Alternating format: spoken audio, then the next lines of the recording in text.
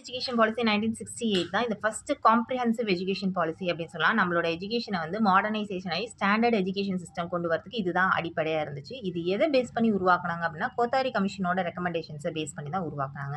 இவங்களுமே first என்ன recommend பண்றாங்கன்னா, யுனிவர்சலைசேஷன் of elementary education. 14 வயசு வரைக்கும் இருக்க குழந்தைங்க எல்லாருக்கும் ஃப்ரீ அண்ட் கம்பல்சரி எஜுகேஷன்.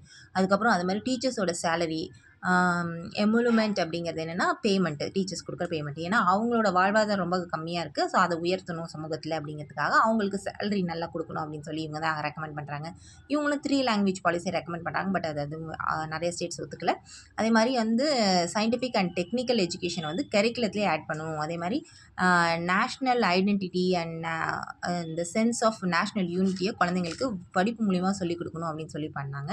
இன்னொரு முக்கியமான ரெக்கமெண்டேஷன் என்னன்னா, கல்வி அப்படிங்கிறது சமூகத்தில இருக்கக்கூடிய எல்லாருக்குமே ஈக்குவல் ஆப்பர்ச்சுனிட்டி குடுக்கணும். எல்லாருக்கும் போய் சேரணும் அப்படிங்கிறது. அதாவது ரூரல் ஏரியா, மார்ஜினலைஸ்டு பீப்பிள் அதே மாரி மைனாரிட்டீஸ் எல்லாருக்குமே கல்விங்கிறது சமமா கிடைக்கணும் அப்படிங்கிறத இவங்க ரெக்கமெண்ட் பண்ணாங்க. இந்த கல்விக் கொள்கைய வந்து 2 தடவ வந்து ரிவ்யூ பண்ணியிருக்காங்க. ஒண்ணு வந்து 1990ல ஆச்சார்யா ராமமூர்த்தி வந்து இத ரிவ்யூ பண்ணியிருக்காரு. அடுத்து 2017ல டாக்டர் கஸ்தூரிரங்கன் அவர் மூலியமா இவர் வந்து ஃபார்மர் வந்து இஸ்ரோ சேர்மனா இருந்தாரு. அவரோட தலைமையில இத ரிவ்யூ பண்ணி தான் நமக்கு வந்து 2019ல இவர் வந்து சப்மிட் பண்றாரு. அதுதான் வந்து 2020 நியூ எஜுகேஷன் பாலிசியா வந்து இப்போ வரைக்கும் அத இம்ப்ளிமெண்ட் பண்ணிட்டு இருக்காங்க. அதாவது 2030க்குள்ள இத ஃபுல்லா இம்ப்ளிமெண்ட் பண்ணிடணுங்கிறது கவர்மெண்ட்டோட பிளானு.